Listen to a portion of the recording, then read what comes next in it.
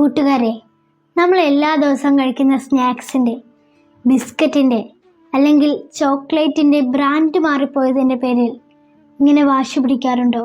വൈകുന്നേരം പുറത്തു പോയി മന്തിയും അൽഫാമൊക്കെ കഴിക്കാത്തതിൻ്റെ പേരിൽ വീട്ടിൽ പിണങ്ങാറുണ്ടോ? എന്നാൽ ഈ വീഡിയോ ഒന്ന് കാണണേ, സ്കിപ്പ് ചെയ്ത് പോകല്ലേ. ഇത് കണ്ടോ, നമ്മളെപ്പോലുള്ള കൂട്ടുകാരാണ് ഒന്ന് വിശപ്പ് മാറാൻ ഒരിത്തിരി ആഹാരത്തിന് വേണ്ടി ചെയ്യുന്നത്. അവരാ പാത്രത്തിനുള്ളിൽ കൈയിട്ട് അതിങ്ങനെ ചുരണ്ടി എടുത്തിട്ട് കഴിക്കുകയാണ്.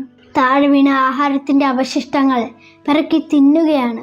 ഒരിറ്റു കഞ്ഞിക്ക് വേണ്ടി അടിപിടി കൂടുകയാണ്. അവർക്കറിയില്ല എന്തിനാണ് ഈ യുദ്ധമെന്നോ ഉപരോധമെന്നാൽ എന്താണെന്നോ ഒന്നും. പക്ഷെ ഒന്നവർക്കറിയാം, വിശപ്പിന് വല്ലാത്ത കാഠിന്യമാണെന്ന്. നമ്മളെപ്പോലെ വിശപ്പും ദാഹവുമുള്ള ജീവനുകളാണ് അവരും. ഗസയിൽ ഭക്ഷണം കിട്ടാതെ എരിഞ്ഞടങ്ങിയത് 200ഓളം കുരുന്നുകളാണ്. പട്ടിണി കിടന്ന് എല്ലും തോലുമായവർ 1000-ലധികം. ഇത് നോക്കൂ, കുപ്പികളിലും പൊങ്ങിക്കിടക്കുന്ന പാത്രങ്ങളിലും ഭക്ഷണധാന്യങ്ങൾ നിറച്ച് കടലിലേക്ക് വലിച്ചെറിയുകയാണ് ഈജിപ്തുകാർ. അവർ എറിയുന്നത് ഭക്ഷണവും വെള്ളവുമല്ല, വേദന അനുഭവിക്കുന്ന സഹജീവികളോടുള്ള സ്നേഹമാണ്, കാരുണ്യമാണ്, കടമയും കരുതലുമാണ്.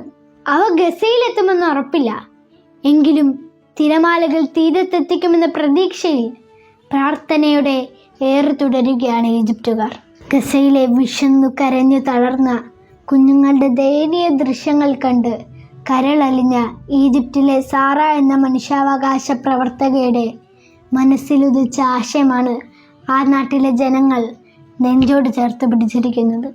അരിയും പയറും പരിപ്പുമൊക്കെ വൃത്തിയുള്ള കുപ്പിയിൽ നിറച്ച് ഓരോ കുപ്പിയിലും ഒരു ചെറിയ കടലാസ് വെച്ചു. അതിലിങ്ങനെ എഴുതി: ക്ഷമിക്കുക, നിങ്ങളുടെ ക്ഷമയ്ക്ക് വലിയ പ്രതിഫലമുണ്ട്. അതിനടിയിൽ സാറ ആൻറ്റിയുടെ പേരും നമ്പരും. മറ്റൊന്നിനുമല്ല, ലോകത്തിൻ്റെ ഏതെങ്കിലും ഒരു കോണിൽ അവരെക്കുറിച്ച് ഇപ്പോഴും ഓർക്കുന്ന ഹൃദയമുണ്ടെന്ന് അവരറിയാൻ വേണ്ടി മാത്രം. ഭദ്രമായി അടച്ച കുപ്പികൾ ലക്ഷ്യത്തെത്തണമെന്ന പ്രാർത്ഥനയോടെ കടലിലേക്ക് ഒഴുക്കി സാറ ആൻറ്റി. ആ കുപ്പികളെ കാറ്റ് ആഴങ്ങളിലേക്ക് വലിച്ചു കൊണ്ടുപോയില്ല. കടൽ വെള്ളം കുപ്പിയിൽ കയറി ഭക്ഷണം കേടുവന്നില്ല.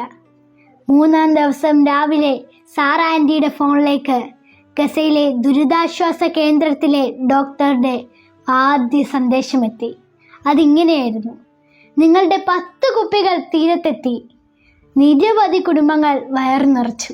കുപ്പിയിലുണ്ടായിരുന്ന കടലാസ് കയ്യിലെടുത്ത് 2 കുട്ടികൾ നിങ്ങളുടെ പേരിൽ ചുണ്ടമർത്തി കരയുന്നത് ഞാൻ കണ്ടു. വിറയാർന്ന സ്വരത്തിൽ അവർ പറയുന്നുണ്ടായിരുന്നു: ദൈവത്തിൻ്റെ മുന്നിൽ ഇവർ ചെയ്തതിനെക്കുറിച്ച് ഞങ്ങൾ പറയാതിരിക്കില്ല. പ്രിയപ്പെട്ടവരെ, നമ്മുടെ ആഘോഷങ്ങൾ ആർഭാടങ്ങളാകുമ്പോൾ എത്രയധികം ഭക്ഷണമാണ് പാഴാകുന്നത്. ഓണവും നബിദിനവും ക്രിസ്മസും ഒക്കെ വരാൻ പോവുകയാണ്. ആഘോഷങ്ങൾ അതിരുവിടുമ്പോൾ ഒന്നോർക്കുക, ഈ ലോകത്ത് 9 പേരിൽ ഒരാൾ പട്ടിണിയാണ്. നിങ്ങളാരെങ്കിലും പട്ടിണി കിടന്നിട്ടുണ്ടോ? ചുമ്മാ ഡയറ്റ് ചെയ്യുമ്പോൾ ചിക്കൻ പീസ് വേണ്ടാന്ന് വയ്ക്കുന്ന പട്ടിണിയല്ല, ഇനി എന്ന് കഴിക്കാൻ പറ്റുമെന്ന് അറിയാൻ പാടില്ലാത്ത പട്ടിണി. അങ്ങനെ ഒരുപാട് പേര് നമുക്ക് ചുറ്റുമുള്ളപ്പോഴാണ് നമ്മൾ പലപ്പോഴും ഭക്ഷണം വേസ്റ്റാക്കുന്നത്. 80 കോടി പട്ടിണിക്കാരുള്ള ഈ ലോകത്ത് നമുക്കിനി ഒരു പിടി ഭക്ഷണം പോലും പാഴാക്കാതിരിക്കാം. വിശക്കുന്ന ഒരു മനുഷ്യനെയെങ്കിലും നമ്മുടെ അതിഥിയാക്കാം.